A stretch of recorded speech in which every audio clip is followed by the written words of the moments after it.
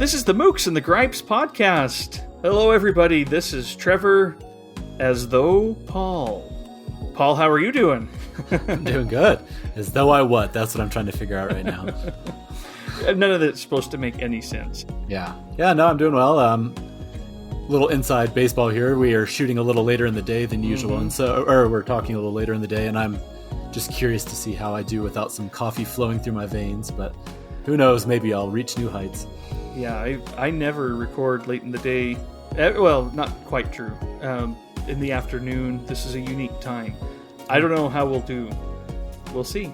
But we do have a really exciting topic today, listeners. We've gone back to our Highlight a Publisher feature of our podcast. We did NYRB Classics, the end of 2021, and we had a really cool giveaway there where NYRB Classics had offered a lucky listener a 1-year membership to their book club where they send out a book a month. Something you're a member of, right, Paul? Yep, absolutely. And we have a really cool giveaway today, too. We'll talk about it here in a little bit. But Look forward to that. Archipelago, we'll get into them in a minute, but another one of our absolute favorite publishers. But before we get to that, I do have one item of business, and then I want to ask you what you're reading, Paul. But item of business first. I don't know how many of you have heard of the Boxwalla. I think I've brought them up before on the podcast, but it's a really cool book box company that, I brought them up before because I got like their facial cream, cleanser cream, and it's so nice. I still use it. I'm probably going to use some later today. Nice. I really enjoy it. But they do their boxes, and the April box, they did a little crossword teaser on Instagram today. But I do know what books are in their April box. And so I wanted to bring those up because this is just to explain their type of curation. I really like their taste. The book that they will send to everybody, they have their fixed book. Everybody gets Yoko Tawada's newest book, Scattered All Over the Earth. I'm excited about that. That looks like a good book. I like Yoko Tawada's books that I've read in the past. And this one I think looks really interesting. And then you get to choose one of the following 3 books. They have the debut novel of the Ukrainian writer Yevgenia Belorusets. I have no idea if I'm saying that even close to right, but I can say the title, Lucky Breaks. Nice job. So there is that debut from a Ukrainian writer. They have the Irish writer Molly Keene's Booker shortlisted Good Behavior. Came out from NYRB about a year ago as a reprint. And then they have, and this will maybe suit you, Paul, I know you've been digging in a little bit here, Thomas Bernhard's The Loser. Oh, yeah. I can't remember which one of his you read last year. That's the one. That's the one? Well, there you go. Yeah. If anybody's on the fence, that's definitely a good way to go if you're a Bernhard fan or if you'd like to explore a little bit more. Yeah. Yoko Tawada, the fixed book, and then any one of those 3 you can choose. And wow. I recommend jumping on these boxes. They're fun. They always have little a few other goodies inside of them, and the boxes themselves are really nice boxes. They're fun to get in the mail, and then they're very usable as you go on. So, but a little bit about Boxwalla. Paul, what have you been reading? Yeah, I have been reading. So I talked a little bit a month or 2 ago about my Shakespeare project, and it was kind of in its infant stages at that point.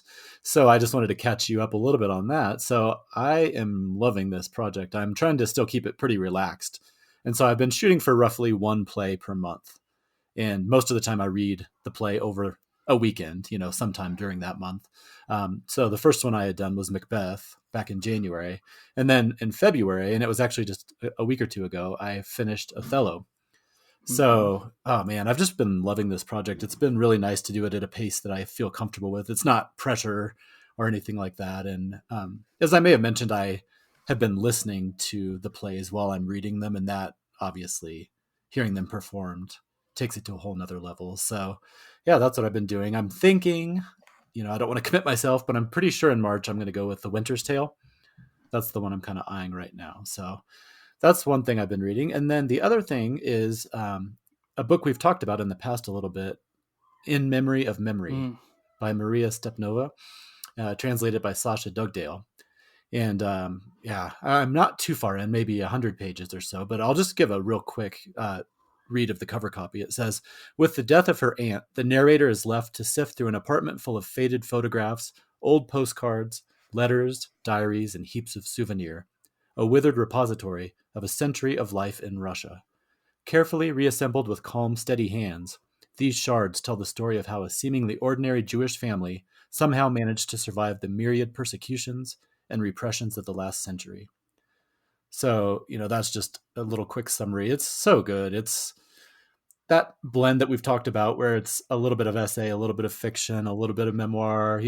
It's not any one thing. And as I've talked about in the past, that's really been doing it for me lately. I like those kind of books. So it's ticking a lot of boxes for me. There's time, memory, the lives of objects and photos is really fascinating. So yeah, that's what I've been mostly reading these days, and really, really enjoying it. That's one I've had on my book stand for a while, always kind of looking for that perfect time to start it. Mm-hmm. And I just need to start it. I need to jump into it. When I saw you Yeah, were reading it this weekend on my Instagram thing, I thought, oh, maybe I should join in. I don't know if yeah, I'll be able to, but yeah. maybe I I will. mean, I will say it's not. When I say it's not an easy read, I don't ever mean that in a pejorative or a negative sense. It's more of just the subject matter and also just the way that it is fragmented. It definitely requires your full attention. It's not a Hmm. breezy read, but at the same time, it's not like it's a slog by any means. It's fascinating stuff. Like I said, talking about all these different lives and history, and she's pulling these objects off the shelf, and she'll go off on these little rabbit trails following one person's life, or find a cache of letters from like her grandpa to her grandma, or different things like that. So it is really interesting. And yeah, I was in the same boat as you. It had been sitting there for, probably 6 months at least. And I kept thinking, oh, I got to read that. And for whatever reason, the spark struck, and this time I did it. So No, that's cool. yeah.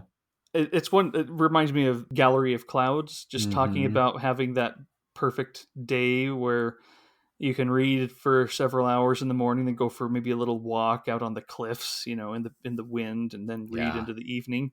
That doesn't absolutely. ever happen anymore.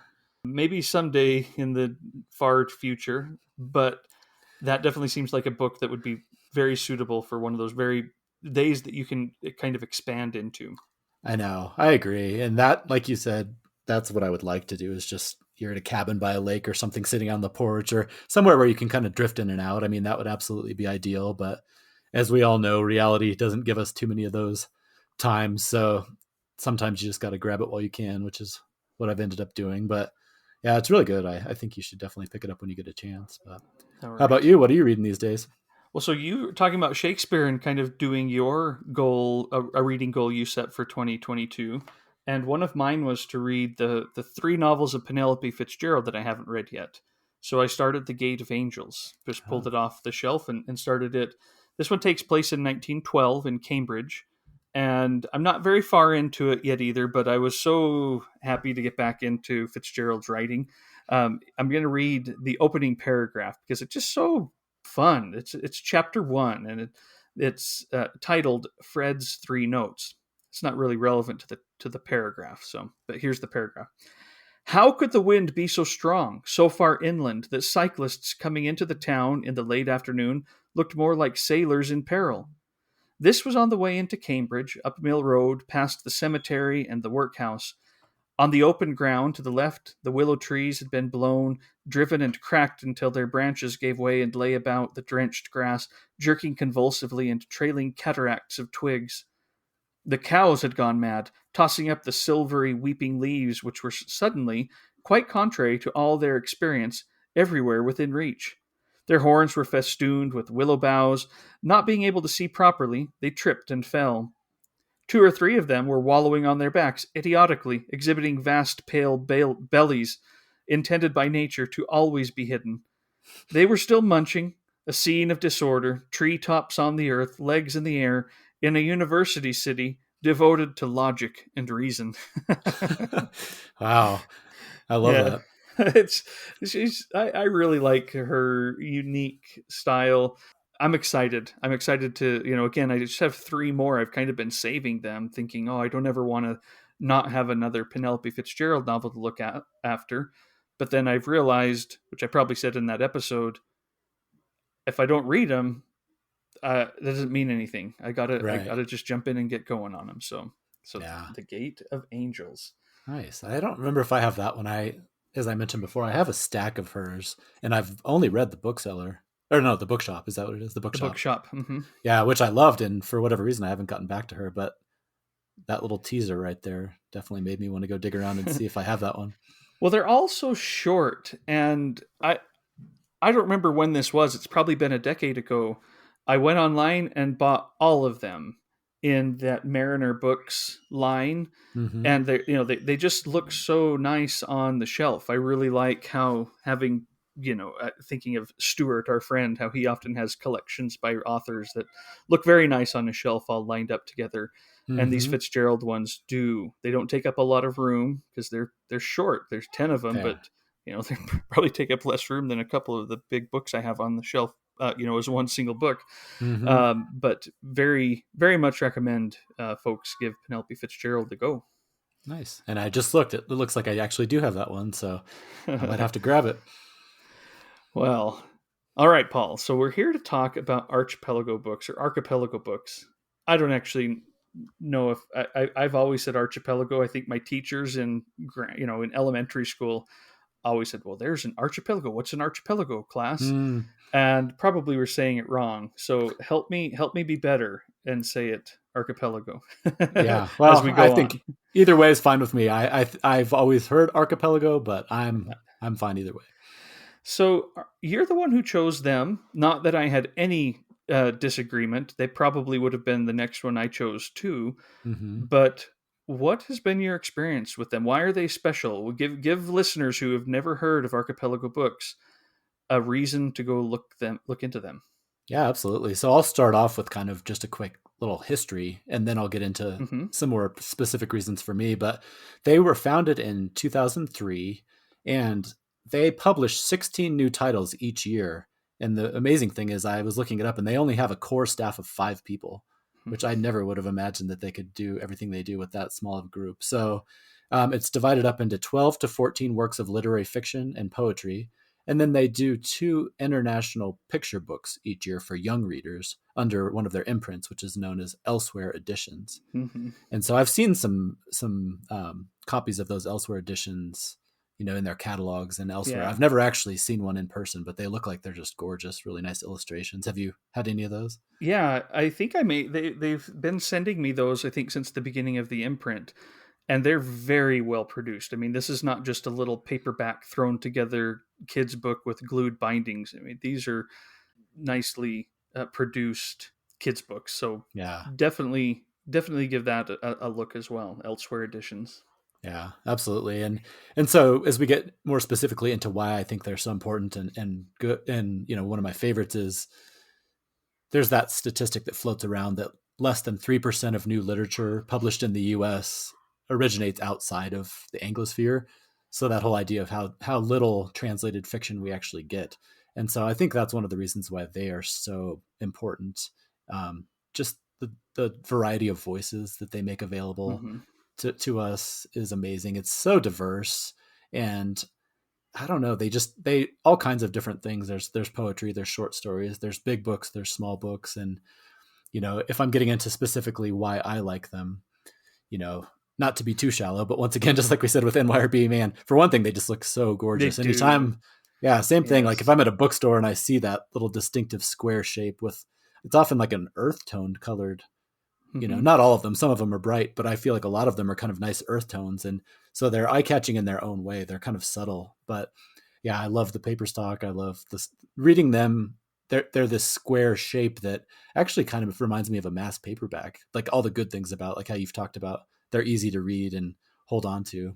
um yeah, that's kind of how I feel, so I don't know. Yeah, there's a spaciousness on the page too. These are not square books that are filled up to the brim, Mm-mm. margin to margin. There's room on that page for you, as the reader. Mm-hmm. If you want to take notes, you can. But I actually don't know if I've ever written in an Archipelago book, but I really like how much room there is on there. I don't know. It feels welcoming, and Yeah. you're right. The paper that they use is beautiful. The art that they use on the outside, I mean, they're books you could turn outward facing, like the cover to face the outside of your Mm, bookshelf, and they'd be eye catching for people, yeah.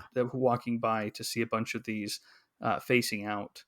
Um, that was what struck me with them first. I first started kind of catching on to them in 2008 or so, about the time the Best Translated Book Award first started, because the first winner was Tranquility by Attila Bartas and translated by Imre Goldstein.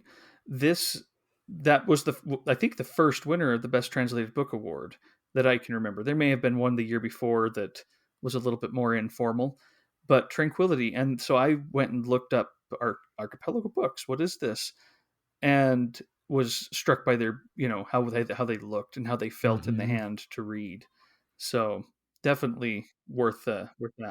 Their beauty too, it extends. Like, do you ever get their print catalogs in the Uh mail? huh. Because Yeah. that online they're beautiful by themselves, but man, when I get those, it's almost like getting another book. I think I may have talked about this before, but just the quality of even something like that, their catalog, is pretty mind blowing. So yeah, I was trying to think how I first came across them, and I don't remember a specific incident, but I'm pretty sure it was around the buzz that accompanied when they ended up kind of stumbling onto the Nausgard Uh huh.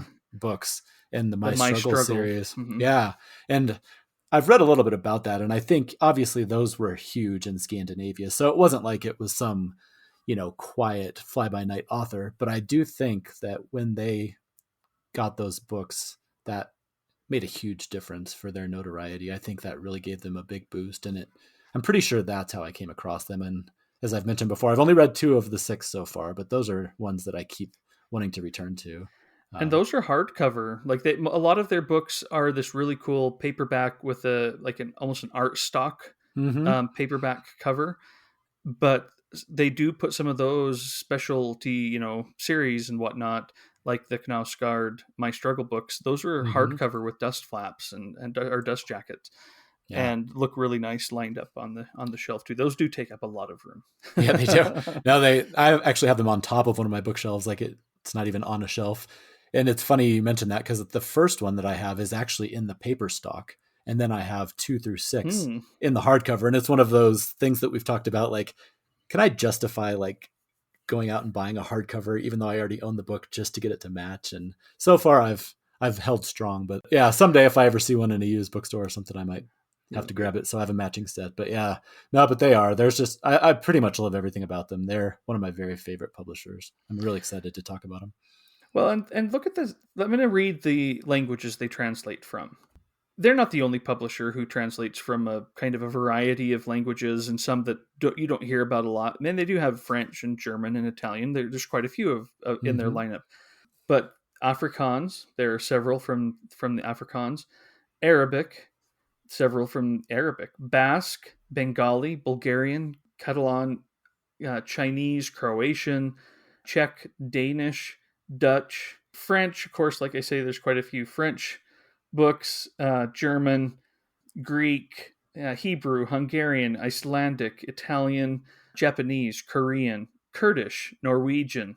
There's all the Nausgard books. Mm-hmm. um, Polish, Portuguese, Romanian, Russian, Slovenian, Spanish, certainly quite a bit of Spanish, Tamil, Swedish, Turkish, and Urdu. There may be Wow. a few that I missed as I was going through, but that's a big variety of languages. You can travel a lot by getting their books. Absolutely. And if you think about that 3% statistic, whether that's accurate or not, I think it's probably pretty close. And if you take that 3% of translated fiction, can you imagine how much of that is made up of probably Spanish, French, maybe Italian? So Hmm. that takes up a huge chunk. So I think that makes what they do even more valuable. Like you said, even if all these other languages are underrepresented, just think about some of these other languages that people would never be exposed to otherwise. Hmm. And they're really good books. There's some that are a little bit whimsical. There are a lot that are quite serious in their lineup. Yeah, But there are. That's something I was going to bring up here about my choices today. So yeah. we'll get into that. Well, what we're going to do then today, listeners, just like we did with the NYRB Classics episode, Paul and I are each limited to choosing three ones that we recommend. Three of our favorite Archipelago books.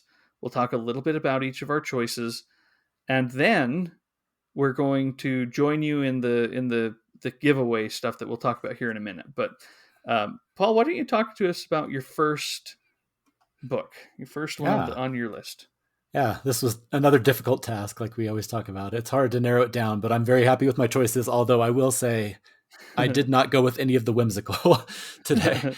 So brace yourselves. The first book is Sarajevo Marlborough by Miljenko Jurgovic, translated from Croatian by Stella Tomasevic. So this is a book of short stories that is set in Sarajevo, largely during the Bosnian War. So it was the first book by this author, Miljenko Jurgovic, and he was a journalist who was working for a Sarajevo newspaper during the war. And apparently this newspaper became very famous during the siege of Sarajevo because they continued printing. Apparently they only missed one day during the entire war of printing, and he was right in the middle of all this stuff. So his street cred, so to speak, he knows this stuff when he's writing about it. I mean, it's like he was in the nitty gritty the whole time. So I'll just quickly read the cover copy. Croatian by birth, Jurgovic spent his childhood in Sarajevo and chose to remain there throughout most of the war. These stories are distinctly of the material world, and they are shaped by Jurgovic's deeply personal vision, subterranean humor, and a razor-sharp understanding of the fate of the city's young Muslims, Croats, and Serbs, the minute details of their interior lives in the foreground, the killing zone in the background. So I think that's a really good description because despite this being a very war-focused book, I mean, it's running throughout the entire book, most of the content is not about the war itself. It's about the people, the city, the relationships, the neighborhoods. So I really like what they said about, the minute details of their interior lives, because that's definitely what I liked about this book. There's no plot per se running through the book. Instead, the stories just kind of joined together to paint a picture of what life was like in Sarajevo and Bosnia, both before a little bit and mostly during the war. And like I said, I really like how it focuses on everyday events. It just shows how life, even during these horrific circumstances, continues to go on. People still need to go get food and water. They still have neighbors that they have petty squabbles with, as well as, maybe some bigger things related to the war. So I thought that was really fascinating. And I'll admit that this war specifically in these countries are not something that I feel like I'm especially, definitely not an expert in. And if anything, I feel like I kind of have a blank spot there. And so I really appreciated, just little things like there was insights into the culture, lots of references to kind of their folklore and things like that. So it's really interesting. So I thought I would just read this little excerpt here, and it touches on one of the other things I liked about this book, where during the war, there would be a lot of Westerners and other people from other parts of the world who would come in, often well-intentioned. They were trying to do the right thing to help or to cover the war, but it kind of picks up on some of the condescension and maybe the stereotypes that came along with that. So I'll just read this part here. It says, "The American nods his head. I can tell that he doesn't understand or even care what I'm saying, but I don't take offense. Why should I? I like to have a chat while I'm digging. It helps to pass the time. He asked me if I'm sorry that I ended up in Sarajevo under siege, after having been around the world 3 times. I tell them I didn't end up here. I was born here. And God forbid that I'd ended up dead and buried anywhere else. Who on earth would remember me or speak about me in respectful tones? Besides which, the graveyards in the rest of the world, and especially in America, are not like the ones in Sarajevo. Elsewhere, they line the dead up in rows like soldiers in uniform with identical headstones, as if their souls had been cast from a mold." The American continues to nod his head. I say that he shouldn't hold it against me if I utter disparaging remarks about his country. But then the idiot asks me if I'm ready to die now in Sarajevo. I tell him that I've thought up hundreds of ways to stay alive, and I like all of them. Each one reminds me of the joys and pleasures of my life, because nobody's happier than me when I escape a shell on my way here to dig graves in this beautiful spot for the unlucky ones. I know that the dead used to celebrate being alive too, and that they just happened to lose a life the way some people lose a pinball at the end of the game. Having scored 100 points 100 times, you could have scored more, but you didn't. Life is only valuable because you know you have it. Death always finds you unprepared, without tangible proof that you ever lived. Perhaps you weren't much good to yourself or to others. Isn't that why your wife and children cry at your funeral? Because they have a sense that you foolishly squandered your life, like a chicken that refuses to die even after you've chopped off its head. So, obviously dark, but there's kind of that, I don't know, it's kind of like a straight shooting, a little bit of a gallows humor that flows throughout it too. So anyway, I really like this book a lot. It's reading these short, kind of punchy stories. I mean, most of them are probably 5 pages or less. It has me really intrigued about his other book, which just came out to a lot of acclaim last year, Kin, Mm-hmm. which is a huge doorstopper of a novel. And so after reading these little tiny 5 page snippets from him, I'm very interested to see what it would be like to read. I don't know. I think that book is probably 700 or 800 pages long. So I'm looking forward to reading that. But anyway, um, I just wanted to add too that reading this book, I didn't time it this way, but with everything going on in the world right now, in Ukraine and all of that stuff, a lot of the parts of this city under siege hit me especially hard while I was reading these books, and it was made an already powerful book probably even more powerful for me. So really good stuff, but not light reading by any means. Not light reading. I think because of that, I'm going to not do my one I was going to do for this first one and go with one that does, I think, showcase maybe a little more of the, not necessarily whimsy, but maybe a Okay. lighter flair. And I've talked about this author recently because they did just publish Autumn Rounds by Jacques Poulain at the end of last year. But I want to talk about Jacques Poulain's 1978 novel Spring Tides, which is translated from the French by Sheila Fishman. This book is very unique and fun. It's about a man who lives alone on an island. In fact, let's just see if you can catch where this quote, that starts this novel, the allusion here, Paul. In the beginning, Mm. he was alone on the island. Just this Hmm. little biblical Yeah. there. And he translates comic strips every week. He gets his work done, and he considers the dictionaries and reference books that he uses. They took the place of the friends he didn't have. Mm. One day, the guy who kind of runs the island and put him on this island to do this work says, I put you on this island in order to make you happy, give you a chance to be happy. This is the boss. He comes every week to drop off new things to translate and take the other ones back. And one week, he drops off a woman named Marie. And he says when he does this, my dream is to make people happy. That's why you're here on this island, and it's why I brought Marie here too. Obviously, I don't think I'm God the Father, and I didn't tell myself it is not good that man should be alone or anything like that. But I thought you'd have a better chance of happiness if there was someone here with you. And so Teddy Bear is the name of the guy. It's not his real name, of course. The guy the translator, and Marie, they don't live like they didn't live in the same house. They're actually on different sides of the island, but their friendship, which is very awkward and forced and yet kind of something they did both want, is very interesting. But it's the little touches of this story that really get to me. I really like this part here that comes up in the novel. It's from Vincent van Gogh, but it's part of this novel too, and it says, there may be a great fire in our soul, yet no one ever comes to warm himself at it, and the passers-by see only a wisp of smoke coming through the chimney and go along their way.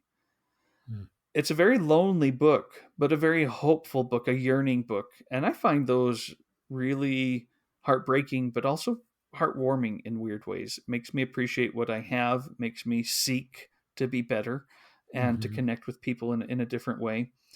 And I love this book. I loved Springtide. It's been a long time since I read it, so I don't remember every little detail or anything like that.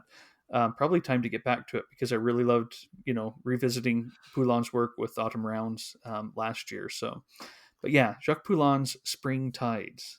I'm glad you picked that one. After you talked about Autumn Rounds, and I think it was one of our listeners who actually recommended that one Mm-hmm. to us both. That was one that I actually added to my list for my subscription to Archipelago, where I think I've said how there's certain ones kind of like the Box Wallow where you get the same book, but then they give you a little bit of flexibility. And I added Autumn Rounds to my wish list. I haven't gotten it yet, but sometime this year, I can't wait to dig into some of his stuff. Sounds really good. Yeah. So why don't you talk to listeners a little bit more about what you have going on with Archipelago Books? Yeah, so they have a couple of different memberships. And so a couple years ago, I subscribed to their standard subscription model or their membership model where you receive one book roughly per month. So I think it's about 10 to 12 books per year. That was something that I just really enjoyed. They have a specific book they send out each month to all the different subscribers, probably similar to the NYRB model. And then I took a year or two off. And then recently I decided it was time to go big. So they have something called the Constellation membership. So under the Constellation membership, you receive 2 books roughly per month. One of them is the same book that was included in the regular membership, the one that everybody gets. But then they will also send you one of their backlisted titles, and they will curate that for you. Or if you choose to, you can give them a wish list of some of their backlisted titles that you would like to include. So I've blended those two things together, and I picked roughly 6 books from their backlist that I wanted to get over the course of the year. And then I said, why don't you guys just send me 6 more based on my taste that you think I would like? So yeah, I mean, I don't know. It's wonderful. I love it so much. And anybody who can swing it and thinks that's something that they might like to do, I can't, recommend it highly enough. Well, this is the exciting part of the episode. Time for a giveaway. Yes. And I don't expect every publisher to join us on these things, even to give away anything, let alone something so big and generous. But Archipelago was interested. They said, oh, yeah, absolutely. They are sponsoring a standard membership giveaway to a U.S. listener. International listeners outside of the U.S., we kind of went back and forth on that, but international shipping right now is so expensive that even though they do charge international shipping, they take a loss on that because it's more than they charge. In fact, I see that happening quite a bit with book orders and things. People are taking a loss to get things shipped internationally. And so we decided, let's make this a US only giveaway this time. And Paul and I may spring for some international Archipelago surprise in another episode. I know we've got some that we're looking for homes for. But for this one US listener will get a standard membership to Archipelago. That's about 1 book a month, essentially. It's each new book that they publish over the course of the year. And yeah, it's exciting. I hope it goes to someone who's looking forward to getting these beautiful things in the mail and sitting down and having that tactile feel as they go through it. So what do you need to do in order to enter this contest, to get an entry into the contest? Well, we want you to go through the Archipelago catalog on their website, and we want you to do 2 things. 1, pick a backlisted title that you think looks interesting or that you recommend. It can be one that you've read. And tell us a little bit about it, why it looks interesting to you, why you're recommending it. And for a second entry into the contest, please look at their forthcoming list and tell us a title from that you are interested in picking up. That's what Paul and I are going to be doing at the end of this episode. We each have 1 backlisted title that we've not read that we're going to read, and then we each have 1 of the forthcoming books that we'll talk about for a second that we're most looking forward to on that list. That was tough to pick. Oh, that was really tough to pick. Yeah, listeners, I just want to warn you, it's going to be hard to narrow it down because they have a very extensive back catalog, and looking at their forthcoming stuff, there's so many good books that are coming out even in the next few months. We'll give you some pointers, that'll be our job at the end to show our example. We'll be examples to you. But yes, you will email me, mooksandgripes@gmail.com. That email will be in the show notes. And what your email needs to contain is 1 backlisted title, and I'll have links to this part of their webpage too, and 1 upcoming, forthcoming release, and that'll give you 2 entries. We are releasing this episode. It's Thursday, March 10th. I want us to be able to pick a winner on Saturday, March 19th, which is when we're recording again our next episode. So the winner will be drawn Saturday, March 19th. You have a little bit more than a week. We will be trying to remind you, on our social media, but on Saturday, March 19th, when we sit down to record, I'm done tabulating, I'm done adding entries at that particular point. It's usually about 8 in the morning Mountain Time. Yep. And And so that's when you need to have the entry in. And that episode that we record on the 19th will be released to Patreon listeners on March 22nd, Tuesday, but to in more general release, it's Thursday, March 24th. That's when the winner will be announced, and we will be in touch to get your address and get this going for you. Yeah, this is such an amazing gift. Thank you so much to Archipelago, and I really want to encourage listeners. I mean, get your two entries in, because this would be a wonderful one to win for sure.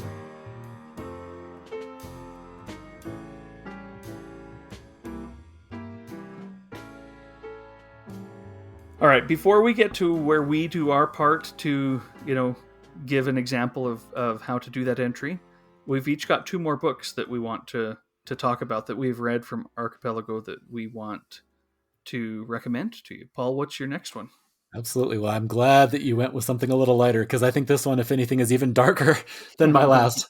And I know it's one that's pretty popular among a lot of readers, and it's called An Untouched House by, I'm hopefully going to pronounce this right, Willem Frederik Hermans, translated from Dutch by David Calmer. So I'm going to try not to use the word bleak too many times during this description, but it is a very bleak and brutal book. Apparently, it's long been regarded as a classic in the Netherlands. And I was looking back at this book. I'm amazed it's only something like 80 pages long. It's amazing how much of a punch he packs in this short little book. I really like it because it does such a great job of capturing kind of the confusion and brutality of war, but also kind of the amorality, I guess would be the way to say it, of just survival. So basically the narrator is a Dutchman who's caught up in the Second World War. It's kind of towards the end of the war. He's been away from his home for about 4 years. And it turns out he's been captured by the Germans several times, and he's escaped, and he's just kind of making his way, trying to survive in this pretty terrible landscape. And so he's joined up with this group of Soviet-led partisans, and they're battling on the Eastern Front. And as the war starts to near its close, there's kind of these skirmishes that are just going on, and he gets caught up in one between the Nazis and the Soviets. So he's in with this group, and he doesn't even really speak the language of most of the people he's in there with. And so his commander gives him this order, and he doesn't really know what he's saying. And so he kind of wanders off into this town. It's kind of a spa resort town that's where the battle is taking place. And so he stumbles along, and he finds this really big house, and he just goes in. And he just starts looking around. He's left this kind of hellscape of this battle scene and chaos. And all of a sudden he's just in a real genuine home. And it talks about how it's been years before he's seen anything, just like tables and windows and all these things. And so he kind of just settles in, and he wipes his feet before he goes in. And then he just starts wandering around and exploring. And eventually he actually climbs into the bathtub, because it's been so long since he's had a bath. And so I'm just going to read a little excerpt here. It says, "I stepped over the tub's low rim and lay down. My sense of hilarity passed. Some of the water trickled into my mouth. It tasted like the water spouting from the fountains on the corners of the streets. After lying in it for several minutes, I got the impression it had an ossifying effect. I would gradually fall asleep. All feeling would slowly withdraw from my body, from the outside in, concentrating in one spot and then disappearing into nothing. First, my skin would grow numb, and then in the end, I wouldn't be able to feel my heartbeat. If people stopped feeling altogether, the world would be greatly improved." And so it goes on talking a little bit about both the bathtub, but also you get the sense that he's talking about some bigger things, as he's kind of obviously shell-shocked and just dealing with the brutality of what he's been seeing. So eventually he falls asleep, and he's awoken by the ringing of the doorbell, and he wakes up, and it turns out while he was sleeping, his fellow soldiers have been beaten. They've been routed, and they've been chased out of town, and it's now under Nazi occupation. Fortunately for him, he's not wearing his uniform, and so they assume he owns the house. And so they just let themselves in and start billeting in the house and hanging out with him. And this leads, as you can imagine, to all kinds of craziness. So I won't go into any more details, because in a book as short as 80 pages, you quickly get into spoiler territory, as you can imagine. But I will just say it's, again, bleak, but it has like a thriller feeling to it. It's a page turner, because he's caught in this life or death situation in this house full of Nazis. So anyway, I don't know. It's kind of one of those that's hard to explain because it's very short and very very intense. But hopefully, I've at least given a little taste of what it's like. From the Guardian review, it says it takes an hour or two to read, but an untouched house is the kind of book that stays with you forever. And I thought that was a I description. haven't read that one Whew. yet. Yeah, You it's make me intense. want to, but also again make sure that I'm at the right frame of mind. Yeah, exactly. If you want any kind of like a trigger warning on this one, you need to be in a good spot in your life to probably appreciate this one. But I've read a little bit about the author. I mean, there's no denying he was a nihilist. He had a pretty dark view of humanity, but at the same time, I mean, I don't know. This is covering some pretty dark material, and so there are times where I do like light books, and I do like when people can put a good positive spin on something. But at the same time, sometimes when you want to just face what war does to people and to humanity, sometimes it's worth just kind of staring into the face of all this darkness. So that's definitely what he does here. Hmm. All right. Well, I'll grab that one and go through it sometime. Yeah, Let you know absolutely. how it strikes me. Sounds good. All right. Well, my next one is The Twin by Gebrand Bakker. This is translated from the Dutch, also by David Colmer. so, Interesting. so we're both going for Dutch books here, and both from David Colmer.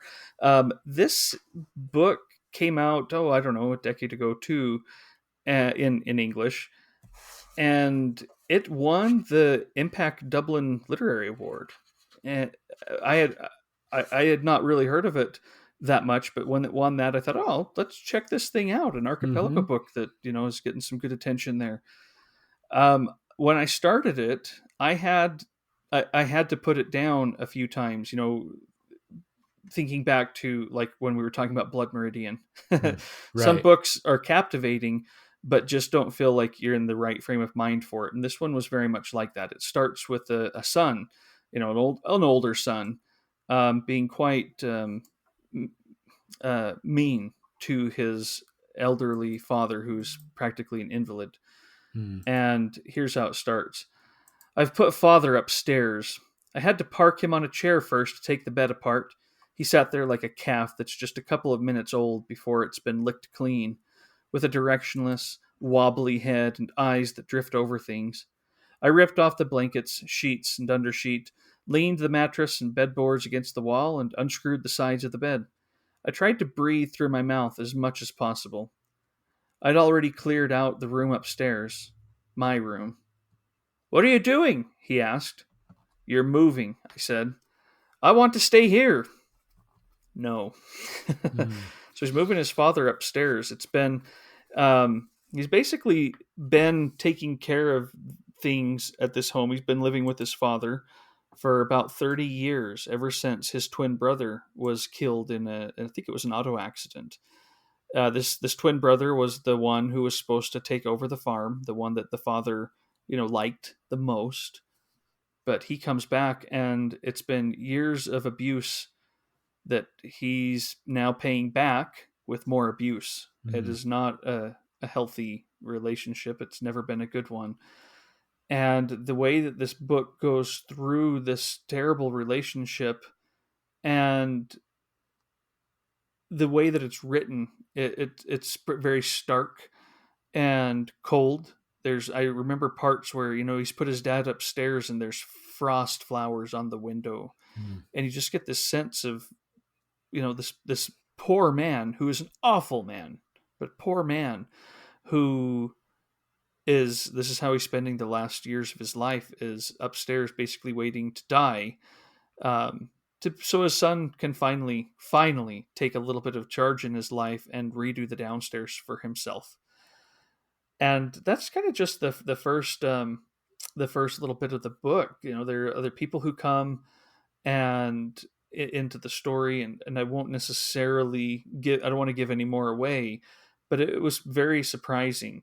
um it the original title, Bovenis het Stil, which I'd probably mispronouncing, but the Dutch title doesn't mean the twin.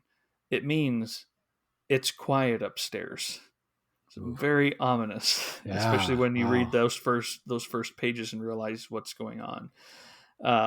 but we feel that silence as his son tries to make his own life downstairs finally. Mm. So yes, also quite dark and can be kind of tough, but Mm-hmm. a very good book. One that again quite acclaimed too. To win the impact, you have to have some popular support as well as critical support, because those are books submitted by librarians. Oh, yeah. And so there you go. There's my second choice. Wow. That sounds really good. That's one that is on my radar, but I don't actually have that one. So might have to change that. Well, my last book, I won't say that it is necessarily light because it's not, but um, this might be my favorite book that I've ever read from Archipelago. I actually reread it in the last week just to see how and if my feelings have changed, and it just kind of solidified itself as a favorite, and that is Love by Hanna Mm. Orslavik, translated from the Norwegian by Martin Aitken. And this is another one of theirs, probably that's not necessarily a hidden gem, because this one received a lot of acclaim as well. It won the 2019 Penn Translation Prize, and it was actually a National Book Award finalist for the translated literature. So, there's been a lot of buzz about this one, but I would just say it is all absolutely justified, and I don't think it can get enough attention. Um, it tells the story of a woman named Vabik and her son John, and they've recently moved to the far, far northern part of Norway. So, speaking of cold and dark, this one, I mean, a big part of this book is the darkness and the cold and the forest, and it has this very kind of ominous feel to it. Um, and it almost acts like another character in the novel, to be honest. So, this book follows the two characters through just one evening of their lives, and it goes on into the night. And one of the things that's so fascinating about this book is the way that the author just deftly intertwines their two perspectives. They're rarely together. The father or the mother and the son are rarely together throughout the book, but all throughout we're getting this interplay between their two perspectives. So when we get the mother's perspective, we come to realize, she's often very preoccupied with her own concerns. She's thinking about her new job. She's thinking about dinner, her clothes, potential romances and that type of thing. And she also tends to read a lot to escape reality. And she kind of uses things like a trip to the library as a goalpost through the week to kind of get her going, which was something in the beginning where I was like, I could kind of relate to her. She's struggling, and she's a single mother, and she has this child, and she's setting up these little things. So, at first I was thinking, she's clearly someone who's struggling through parenthood and life like so many others, but I could kind of feel some empathy for her. But then where the things start to get a little more complicated is when we start to see things more from John's perspective. So he's obviously also very focused on his own life as he tries to, sell raffle tickets for his school club, and he's often daydreaming and things like that. But we quickly realize that the following day is his birthday. He's going to be 9 years old. And so as we get these views into his mind, obviously he's thinking a lot about that. He's firmly convinced that his mom is going to bake him a cake. And that's one of the reasons he leaves the house to begin the novel. He wants to give her some time to work on it. Well, unfortunately, we find out as we get into her headspace that she's completely forgotten that it even is his birthday. So you have this automatic tension and sadness right from the beginning. So, I'm going to just read a couple quick little snippets, just one from her perspective and one from his. I won't go on and on, even though I could, because the writing to me is just stunning. But I mentioned how she goes to the library sometimes. And so it says, the cars are parked up in rows outside the community center. Some people are sitting inside them because of the cold, rolling down the windows to chat with someone they know in the car next to them, engines idling. Fabik pays no attention. She slams her door shut and checks the handle to make sure it's locked. The fun fair, she thinks to herself. There's a fair that's taking place in the town. That's what they're there for. There's hardly ever a soul in the library. People should make use of it more often. It's such a pleasant place to come, with potted plants and nice posters on the wall. She goes toward the entrance. The library's in the community center basement. Someone whistles, but she doesn't turn to look. It looks dark behind the glass doors. There's a sheet of paper with the opening hours on it stuck to the other side of the glass. Fabik realizes she's mistaken. Late opening is Tuesdays and Thursdays. On Wednesdays, they close at 3. I forget this place is so small, she says to herself. She drops the books through the return slot. It almost hurts to let go, the way they splay out in a heap on the floor. It's like leaving some people of whom she's grown fond. And so I like that part. That was pretty early where you're still thinking, not that she's a bad person, but you're starting to see her perspective a little more before you start to realize that, she's actually pretty self-absorbed and not doing a very good job, kind of to the point of kind of endangering her child a little bit. And so I'll just quickly read this other section. So as they go their separate ways, she ends up going out and doing her own thing for the evening, and she basically just leaves John by himself. And so he continues to convince himself that she's probably out getting supplies to make his cake or doing something, some planning for his birthday or something like that. But then he comes back and her car's not there, and he says, she doesn't like to drive in the winter, and here it's winter all the time. She's crashed, and maybe now she's paralyzed and will have to sit in a wheelchair. Maybe no one's found her yet and she's bleeding to death, or maybe the car's about to burst into flames and she's going to die from the pain. He tries to imagine how much it hurts when your skin is on fire. No one's found her, and she's all on her own. He feels himself blinking. He screws up his eyes and presses his fists against his sockets, as if to press them into his skull. Maybe if he presses them far enough in, they'll dangle about inside his head and never find their way back to the hole where they can see out. Then I'll have to have my birthday at the hospital, he thinks, with my head wrapped up in white bandages. She'll have to bring his presents and the cake there. Maybe she's run out for something for the cake, he thinks. Eggs, maybe, or flour? And now she's popped out to borrow some. That'll be it. She forgets things all the time. She says she's like a doddering old professor who thinks so much he can never remember anything. She'll be back soon if that's what's happened, he tells himself. He should have known. So it's just, I don't know. It's hard to capture exactly the tone because it builds on itself throughout the book as you're immersed in these two minds and they start to interweave with one another. It kind of builds on itself and you get a better understanding as time goes along. But I just wanted to give you a little snippet inside of each one of their heads. So it's, I don't know, it's one of those books I'm going to have a hard time summarizing, but all I can say is rereading it, like I said, solidified the fact that I think it is my favorite of theirs that I've ever read. It's absolutely stunning. I knew you were a big fan, and I hate to ask you to spoil it, but is she going to come up here in a few minutes? She has a forthcoming book. She coming does. Out. I decided to stick to my credo of mentioning as many different books and authors as I could. So I was very tempted to mention that book, and I guess we are mentioning it now. But I decided to go in a different direction. All right. Well, that said, I can't wait. On there. Yep, absolutely. Very cool. And she just had one come out last year too. The Pastor. Yeah, which is also very, very good. I read that this last year. It's another one I'd recommend for sure. Oh, we're breaking our rules. One. Stick to the 3 books. And that one was your fault. I'm the one doing it. Yep. All right. My book that I'm going to mention last, and with like you, I'd save it for last. It's my favorite that I've ever read from them. I was hoping you'd mention this one. You probably know what it is. Yeah, Stone Upon Stone by Wisław Myslewski. This book just is very special to me, and I can't quite say why. If I talk about it, it sounds very much like many others. It's a guy kind of reminiscing about his life. It tells stories about things he's dealing with right now, and then you flash back and see things he's dealt with in the past. It gives you a little bit more sense as to who he is. But it's about so much more. It's a deeply philosophical book told from the perspective of this relatively simple person in Poland who's part of an old world. He's not wealthy. He still drives around on a horse and a cart. In fact, one of the best chapters in this book is him at an intersection waiting for 1 minute where he can cross the road with his horse and cart so he doesn't get hit by another car, and people are backed up behind him getting mad at him. And that goes on for some time, but it is a delight to read. It's very funny. And he's got a very funny voice. The Archipelago blurbs really kind of nails it. This is someone who has suffered, but who has enjoyed life to the fullest nonetheless. And he's got a lot of great things to say. And here he is kind of, maybe getting toward the end of his life, but, he's not old necessarily, but he's getting there. And he is building a tomb.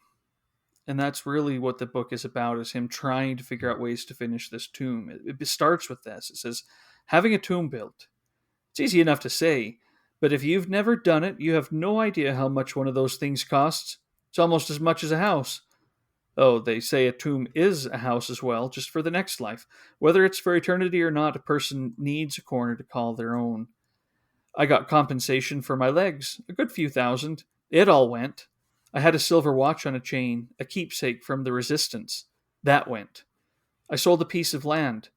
The money went. I barely got the walls up, and I didn't have enough for the finished work. So that introduces what he's doing, introduces maybe a little bit of his voice. He's kind of a cranky old man, you know. Mm-hmm. But it also introduces a bit of his life. He's got land he's had to sell. He has this watch from the resistance. You know, those stories are going to come up. And he has family, in particular some brothers, and they visit at a time, and they basically come into the door, barely cross the threshold, said their hellos when they started in on me. And so they leave pretty soon after that. And the man thinks, because when brothers only get together once in such a long time, they ought to have something to talk about. Talk all day and all night, even if they don't feel like talking, because what are words for? Words lead the way of their own accord. Words bring everything out onto the surface. Words take everything that hurts and whines, and they draft it all from the deepest depths. Words let blood, and you feel better right away, and not just with outsiders. With your brothers also, words can help you find each other, feel like brothers again.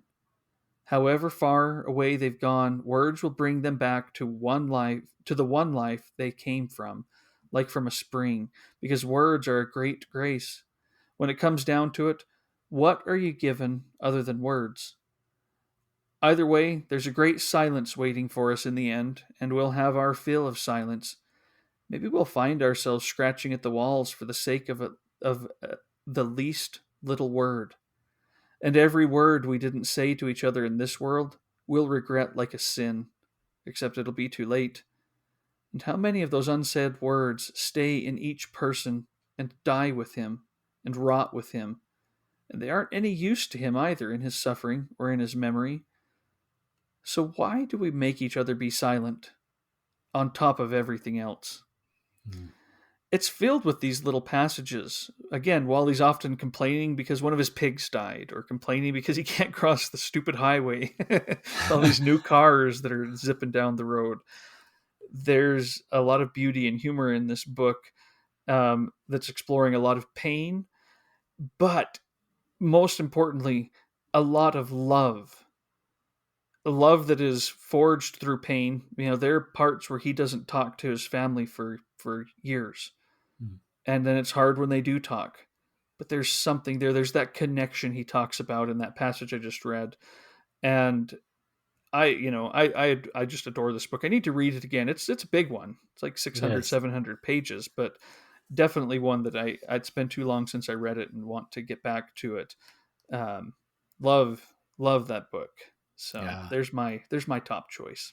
That was a great summary. I read that one prompted by reading about it on your blog, and I read it. I think I mentioned this before. I read it. I took it with me to Mexico, even though it was a big old 600, 700-pound book, and I have some wonderful memories of reading that book Well, in our hotel in Mexico. I need to read it again, though.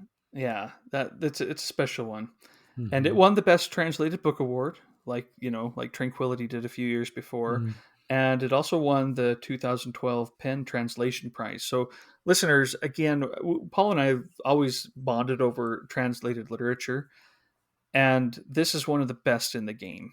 I mean, I didn't pick these books because they won translation prizes, and I wanted to talk about them. And I don't, you talked about a few too, Paul. They're just that good. They're the ones that are get some of the ones that get noticed out there for good reason. So. Absolutely. Yeah. So one of you will be able to go home with the next batch. Again, we kind of talked about how pick an old book that they published that you haven't read, or that you have read or haven't read, but that's interesting to you. Tell us why, and pick a book from their catalog that's forthcoming that you want to read. We're going to do that now. Paul, what's one of their backlist titles you haven't read yet that you're most looking forward to? Yeah, this is one that I just actually got recently. It was another one that I added on to my little Constellation prize, and my Constellation membership, and it came to me. And it was one that actually our good friend Dorian Stuber about a year ago sent out this he sent out this really kind offer to people that if they would, send him their address, he would send these handwritten book recommendations. And he sent out a ton of those things. And I got mine in the mail, and this book was on there, and I've been wanting to get it ever since. And I finally got my hands on it. It is Alina Veer by Louis Coupier, translated from Dutch by Ina Rilke. So yeah, this is another one, kind of like Stone Upon Stone. It's a big old chunky book. It's over 500 pages. And I actually didn't really even know anything about it until he recommended it to me. But apparently it's described on the cover copy as a psychological masterpiece inspired by Flaubert and Tolstoy. And it says, Alina Veer is a young heiress, dreamy, impulsive, and subject to bleak moods. Though beloved among her large coterie of friends and relations, there are whispers that she's an eccentric. She's been known to wander alone in the park, as well as indulge in long, lazy, philosophical conversations with her vagabond cousin. When she accepts the marriage proposal of a family friend, she is thrust into a life that looks beyond the confines of The Hague, and her overpowering, ever-fluctuating desires grow increasingly blurred and desperate. So it's actually an older one. It's from 1889, which I did not realize. But yeah, I'm really looking forward to reading that one. So that's the one that's on the backlist that I'm most looking forward to. Yeah, I read that one back when it came out, and I loved it. Loved it, loved it, loved it. The reason I didn't put it on my list, I kind of thought you might put it on for this one. So I cheated a little bit in hopes, and it worked. It worked out. It paid off. Cheating always does for me. I don't know. Just kidding. I'm glad that between you and Dorian both recommending it, that makes me even more excited. So. Well, the one that I'm picking is one that I've had for years as well. And again, I didn't even recognize this. It was shortlisted for the 2010 Best Translated Book Award, and it won the Penn Translation Prize. I just saw that as I'm looking here. And I just saw that it kind of says there, you may also like The Twin. Oh, there you go. So I think I might like this one. It's Hugo Claus's Wonder. It's just sat on my shelf for a really, really long time. And I've always thought, I'm excited to read that. I've heard good things about it. It's translated from the Dutch by Michael Henry Heim, a very important translator. There's Penn Heim Translation Prize now because of his work. He passed away sometime in the last decade or so. And this one definitely came with a lot of hype to me. But all I know is really what it says on the back. It says, in his novels, Hugo Claus lays bare the haunted underbelly of 20th century Flanders, with portraits of a shattered society and warped psyches rising to a mythic pitch. Well, that's heavy. That sounds heavy, but it's called Wonder, so there must be something good there, right? Right. Yeah. I don't know that one, actually. I'm looking it up now as we're talking, and what interesting cover art. And it sounds really good. Like we're noticing, there does seem to be some trends. Like, again, I know that they have plenty of more whimsical and lighter offerings, but they definitely are not afraid to talk about, some of the many struggles that Europe and other parts of the world have gone through. And I don't know, I find that stuff just fascinating because, for one thing, it fills gaps there's many gaps in my knowledge, and it helps to do that. But also just so often times of struggle and war and poverty and different things create some of the most amazing literature. So. Well, and that's very much what this one is. I just read kind of their introductory blurb, but here's how it goes on. While exposing the remains of Flemish fascism 20 years after the war, Wonder tracks one man's descent into madness. I mean, there's the personal, too. It's not just a societal or a war, but the man's descent into madness. Victor, a bewildered teacher, pursues a mysterious woman to a castle in a remote village. There he finds himself trapped among a handful of desperate individuals still living out their collaboration with the Nazis. As Victor's sanity begins to crumble, he poses as an expert on their messianic leader, who disappeared at the Russian front, but whose return they believe imminent. I mean, this just sounds fascinating to me. I need to pull that one aside and not just make it something, oh, Paul, I'd like to read that one, but make it a book that I'm reading here in the next little bit. I know.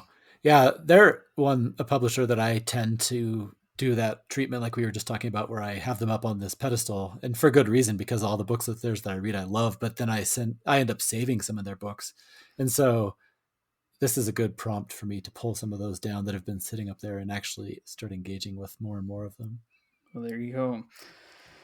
All right. We promised also to look at a forthcoming title Oh and man, recommend one. Are this you was ready? especially brutal. Holy cow! They have so Yeah, many I good could books. have picked many, many, many of these. Me Many too. of them. Well, hopefully we didn't settle on the same one. I doubt it. The If one we I did, I can quickly change because I Okay, had. yeah. I should make you go first then. No. Salka Valka by Haldor uh, Laxness is the one I decided to go with. It's translated from the Icelandic by Philip Ruffton. I do actually already own another book by Laxness called Wayward Heroes from them, which mhm. I have not yet read. But as I was looking through the different blurbs of the upcoming books, this one just really caught my eye. I'll just quickly go through it here. It says, on a winter night, an 11-year-old Savor and her unmarried mother, Sigurlina, disembark at the remote, run-down fishing village of Osair, where life is lived in fish and consists of fish. The two struggle to make their way amid the rough, salt-worn men of the town. After the mother's untimely death, Salvor pays for her funeral and walks home alone, precipitating her coming of age as a daring, strong willed young woman who chops off her hair, earns her own wages, educates herself through political and philosophical texts, and soon becomes an advocate for the town's working class, organizing a local chapter of the Seamen's Union. A feminist coming of age tale, an elegy to the plight of the working class and the corrosive effects of social and economic inequality, and a poetic window into the arrival of modernity in a tiny industrial town. So I don't know, that one just sounds so fascinating to me and unlike anything that I've read before. So like I said, there were several choices, but that one kept coming up, and I think that's the one that's going to top my list. All right. Nope, that is not the one that I chose to finally go with, though it was definitely on my list here. The one I'm going to go with is I think it's very important to authors' work. Not that all of these guys, that we've talked about aren't important authors, but this one in particular, I find very, I find her work um, very vital to what is going on right now, today with so many things that are happening, and she's still writing.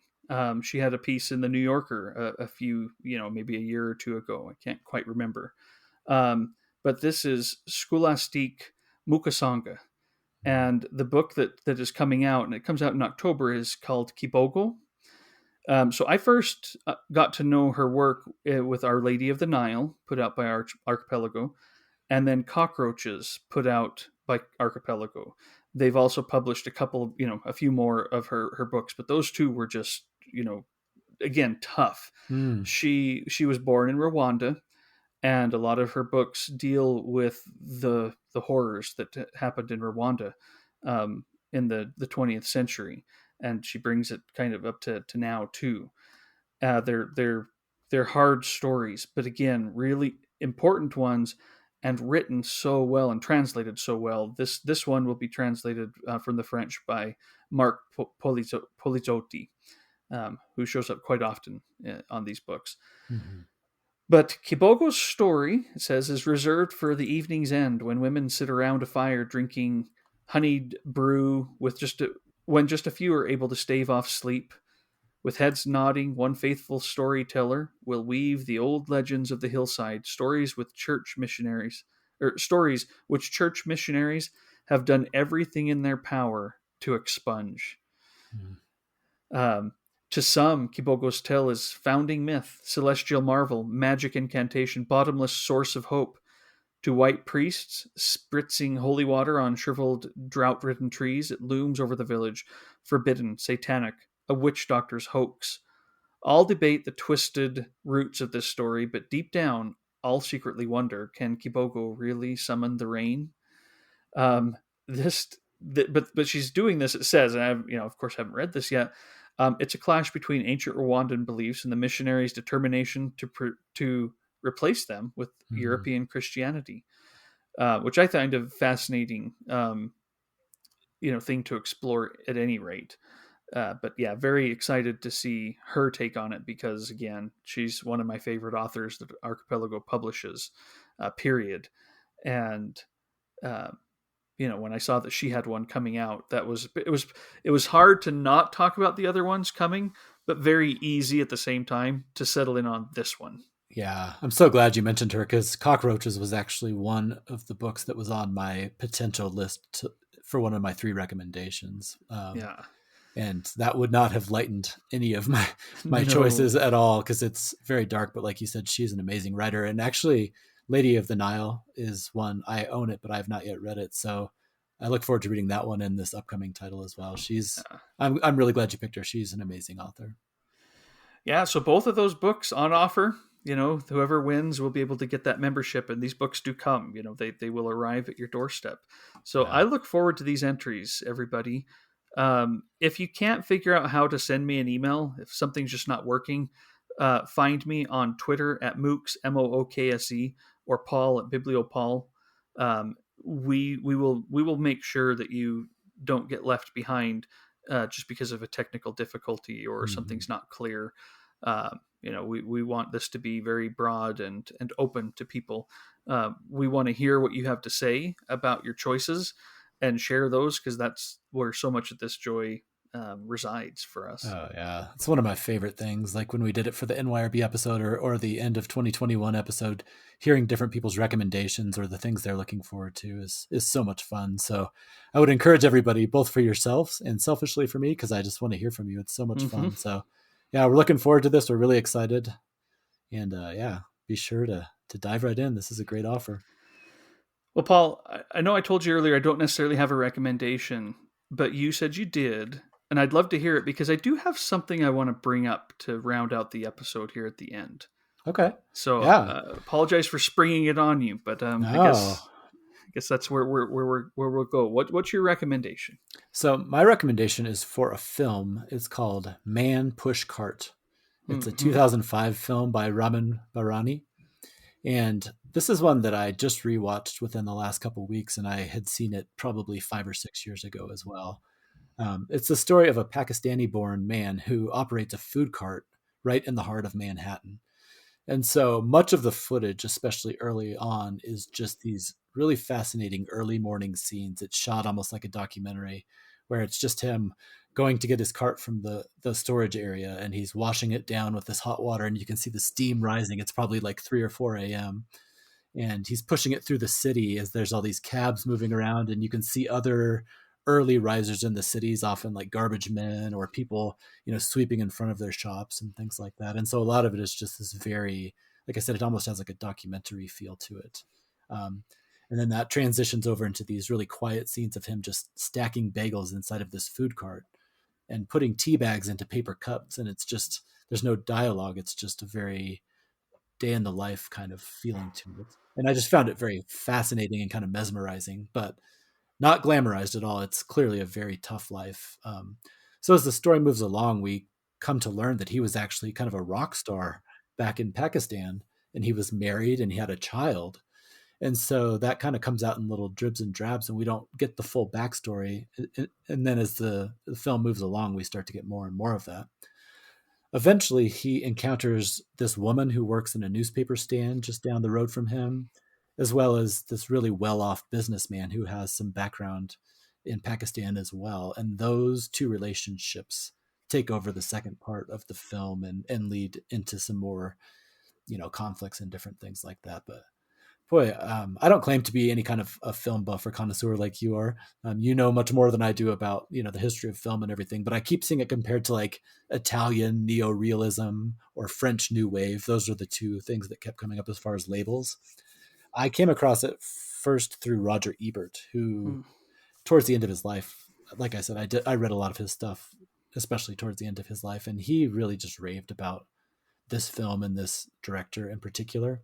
So in his review, he described it as free of contrived melodrama and phony suspense. It ennobles the hard work of which its hero earns his daily bread. And Barani, as director, not only stays out of the way of the simplicity of the story, but relies on it. Less is more, and with restraint, he finds a grimy eloquence. So I thought that was a really great way of putting it. So it is on Criterion channel, among probably some other places. But yeah, I really like this movie. It's one of those movies that, like I said, I probably saw it for the first time maybe 5 or 6 years ago. And some of those movies that you just always think about in your day to day life. This is definitely one of those for me. And on a rewatch, it definitely held up. Yeah, you just say the word, and all those images of the early morning preparation for his job just come Mm-hmm. flooding in to me because it's done so well. If you haven't seen it, I recommend. They released both it and Chop Shop um, at the same time a year or two ago, and I'd recommend Chop Shop to you too, Paul. I think you'd like it too. Maybe not Yeah, quite as much, but I think it still kind of does some of the same things. yeah. No, I'm glad you mentioned that. It was on my radar back when it first came out, but I never saw it for some reason. So I'll have to add that to my list. All right. Well, my recommendation. so so about a week ago, and I talked to Paul. I Marco Polo Paul when this happened. About a week ago, mascot of the show, Brandon Sanderson, Mm-hmm. posted a video on YouTube where he does these weekly updates, and he looked kind of sad and a little bit. It was ominous. It was like a minute and a half, and he's like, "Oh, I've been working on this book, but I have something I need to go over. I need to give you guys an update on something. There'll be more about it tomorrow." But he doesn't look happy. He doesn't look, he just kind of ends there, and everyone's like, "Oh, it's maybe," and if anyone deserved it, he would. Maybe he's cutting back, and he wants to let us know not to expect so much from him. Mm-hmm. Hopefully, that's the worst of it. It's not like something even worse. Right. Um, but the next day comes, and he has this video about, I've got to come clean. I've been a little bit irresponsible. I hoped that with the pandemic, I could just keep on working as per normal, but that just wasn't the case. And then he reaches over and he pulls out, a stack of pages and plops it on and says, "I wrote an extra novel." Oh my God. And so he goes through this, and, we know what he's been working on. He's written several that we know about that are coming out, and he's written this extra novel. And he shows it on the table, and he gets up and in professor mode kind of goes through and says, "I didn't have to travel over the last 2 years," which was like taking up a third of his year, Wow. traveling 120 days a year, not having to do that. He's like, "I found myself with this time that I could do my own thing." And he wrote it for his wife, this first one, and it reminded him of his early days as a writer, without the expectations and such. So he really loved it. So he pulls out another stack and plops it down, and he's written a second mystery, novel. And he kind of talks a little bit more about that, and then he pulls out three more. He has written, behind the scenes, and his team didn't even know he was doing this. He runs a whole team, to do to help and to keep things organized. And he just put them out one day, to surprise them, like 6 months ago. And they started a Kickstarter that's gotten quite a bit of news because it is now the biggest Kickstarter in history by a few $1 million. The biggest one was a tech thing. It was like a smartwatch Hmm. that had like 20.3 or 20.4 million dollars in backers before Brandon Sanderson comes along, and with 4 pre-order novels essentially that none of us know anything about, he is now at $23.8 million. Oh my God. So Wow. it has been. He's almost at 100,000 backers. I look at it right here. It's 99,987. I am one of them. I had to spring to get these when they come out.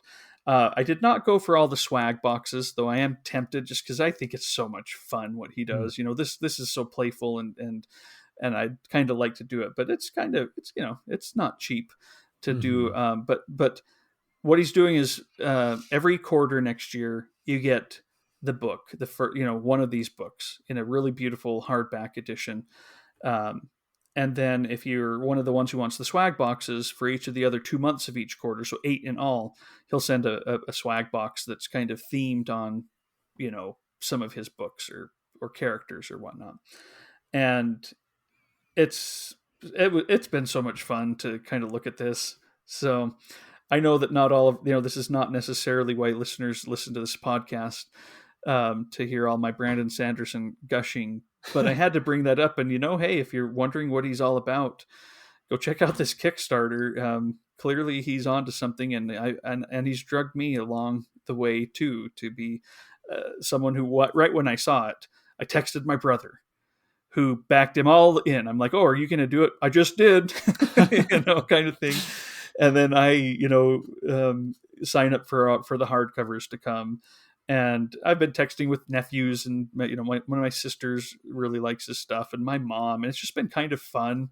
It's cool. And it's so silly, but it is that kind of fun that can be quite special, and I think memorable over the years. Certainly this will be memorable for him. It's running through the month of March. It has 26 days left. It's only been live for 4 days. Jeez. And he's 23.8. Oh, and he did just pass 100,000. It's 100,044 backers now. But $23.8 million. There's my recommendation. If you haven't listened to me over the past year about checking out Brandon Sanderson, and it's at all interesting to you, I actually think it sounds like these books might be fun places to start. He did introduce the first book, and read the first 5 chapters, and he's released the first 5 chapters, and I checked it out. I'm not going to wait, I'm not one of those who's going to just sit around and wait. And it was fun. It's whimsical.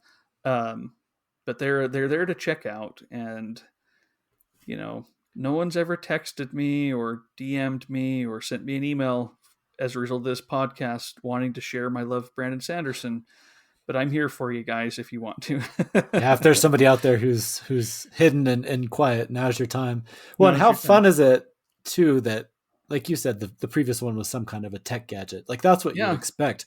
How cool is it that the biggest Kickstarter is based on a book or several books? I mean, that for anybody watching this or listening to this podcast, whether you are a Brandon Sanderson fan or not, that has to give everybody a little bit of a thrill. You hear over and over again how nobody reads anymore, books are dead, blah, blah, blah. Well, this is yet another clear piece of evidence that is far from the truth. Yep. And it can still be a fun kind of phenomenon, I've always wondered, when are these things going to happen again? Where not just a few of us, but like culturally, people get together to speculate about the next episode or the next book in a series, or these things that are just fun to talk about, and everybody seems to be building up the hype. You wonder how many of those things can be left because we get splintered, and there's people binge watch now. They don't, but it does still happen. Then this is, I think, a good example of one. So absolutely, that's exciting. Very fun. Well, anyway, Archipelago. That's the topic of our episode today. I had to bring it back to Brandon Sanderson just because of the big news, and I agree. Very encouraging for readers all over the place. This is stuff that's inspiring people to go out and get excited for something that comes out in like a year. Yeah, that's fun. So that's our show, Paul. Thanks so much for joining. Yeah, thank you. Talk to you soon, everybody.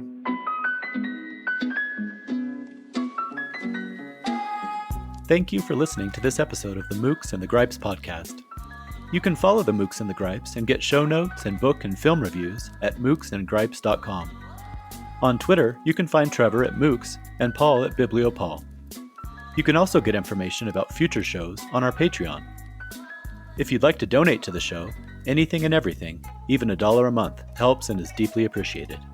You can become a patron at patreon.com/mooks. Until next time.